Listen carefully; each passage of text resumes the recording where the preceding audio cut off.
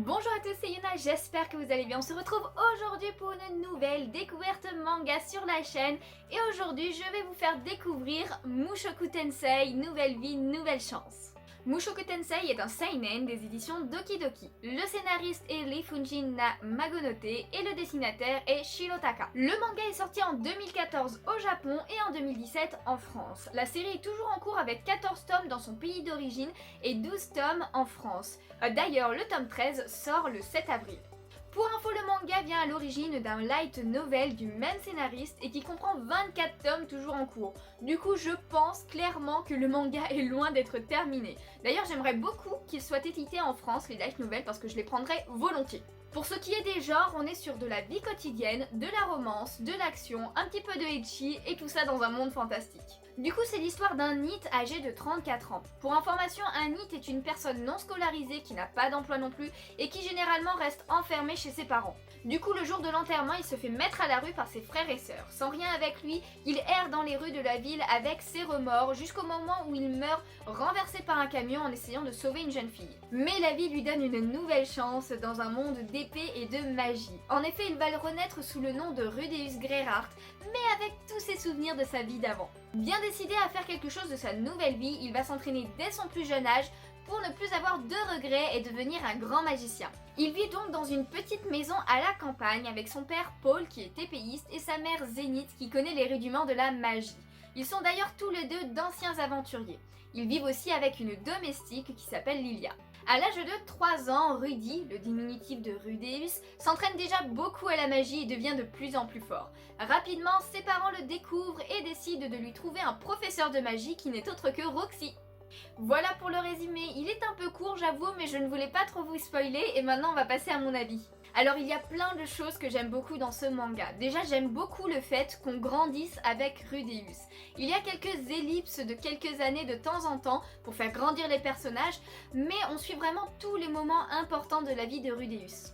Et ce qui est bien, c'est que le manga prend son temps aussi pour l'histoire, sans pour autant qu'on s'ennuie évidemment. En même temps, il se passe beaucoup de choses dans la vie de Rudeus.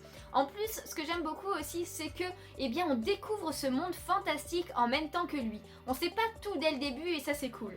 Ensuite, je pense que vous l'avez compris, mais il s'agit d'un manga de type Isekai. Alors pour ceux qui aiment bien ce type, franchement vous allez adorer. Pour ceux qui ne connaissent pas ce terme, Isekai c'est un manga ou un animé où le héros est réincarné ou téléporté dans un autre monde. C'est ce qui se passe ici en fait. Il existe maintenant énormément de mangas ou d'animés de ce type et j'aime plutôt bien ça, mais j'avoue que des fois ça devient vite redondant. Pourtant, Mushoku Tensei est devenu un de mes préférés. Je trouve très original le fait que Rudeus ait gardé tous ses souvenirs. Ça fait un vrai contraste contre son corps d'enfant et sa mentalité d'adulte.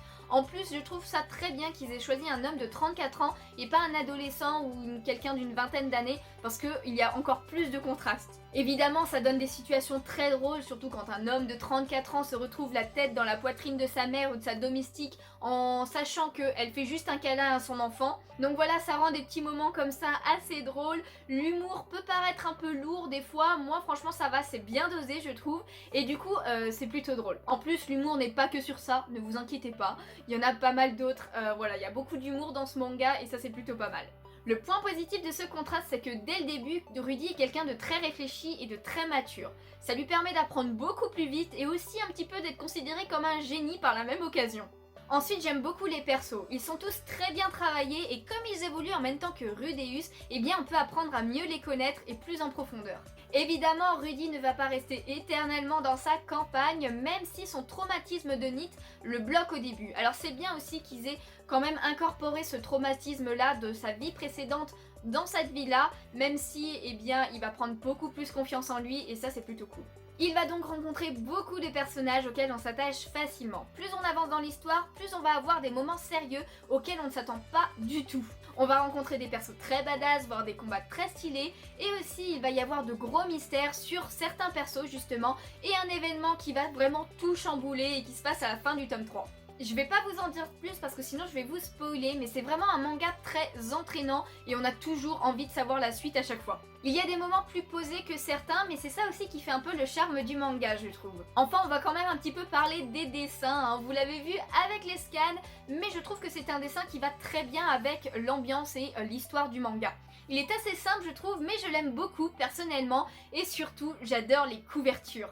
Vous devez le savoir à force, mais j'adore les couvertures de manga qui sont toutes colorées comme ceci. Franchement, j'adore, je vous les montre d'un peu plus près. Donc voilà, hein, comme vous pouvez le voir, j'ai tous les tomes sortis à ce jour, donc le jour où je tourne la vidéo, les 12 tomes sortis. Et il y a pas mal de couleurs un petit peu flashy des fois qui sont plutôt cool et avec les personnages qu'on voit sur le côté, qui sont assez stylés, hein. Généralement on voit Rudeus, mais il y a plein d'autres persos qu'il y a aussi dans ce manga et qui sont plutôt cool. Je sais qu'il y en a certains qui aiment bien que je vous montre vraiment tout le manga, donc je vais vous montrer les couvertures chacune plus en détail et l'arrière et tout. Donc vous pouvez voir le tome 1, on a du coup Rudeus et Roxy, et en fait la tranche à chaque fois c'est un des persos, voilà, ça fait partie de l'image de base. Et du coup derrière après on a un autre perso, donc là vous le connaissez pas, mais c'est une fille très importante aussi, surtout au début de l'histoire et qui revient après plus tard. Ensuite, eh bien, on a le tome 2 avec un personnage que j'adore énormément. Franchement, c'est un de mes personnages préférés. Et du coup, quand vous voyez, quand je vous parlais des scènes un peu drôles pour un homme de 34 ans, voilà, qui regarde sous la jupe d'une fille dans un corps de bambin, enfin de bambin. Là, je crois qu'il a 5 ans, Rudeus. Mais plutôt, franchement, je trouve ça plutôt drôle. Et puis là, vous avez d'autres personnages. Alors avec ça, vous pouvez voir qu'il y a, eh bien, pas que des humains dans ce monde fantastique. Et ça, c'est plutôt cool. Mais on le sait pas dès le début. Bon, franchement, on l'apprend assez tard. Enfin pas assez tard, mais genre pas dès le premier chapitre, et ça c'est plutôt cool. Donc voilà pour le tome 2. Ensuite le tome 3, voilà, que j'aime beaucoup, tout en bleu aussi. On retrouve la fille avec Roxy et tout. Des fois elles ont des poses un peu stylées, je trouve, j'aime bien. Et après on a Rudeus derrière pour celui-ci. Donc voilà, ça c'était pour le tome 3. Ensuite, le tome 4, on retrouve la petite fille aux cheveux verts avec un autre personnage vraiment très stylé, ce personnage qui arrive plus tard. Mais voilà, je vous ai pas parlé vraiment des personnages parce qu'ils ont tous vraiment une bonne importance. Donc j'ai peur de vous spoiler si je vous parle trop en profondeur des personnages. Mais du coup voilà, pour le tome 4. Ensuite le tome 5, eh bien nous avons Roxy.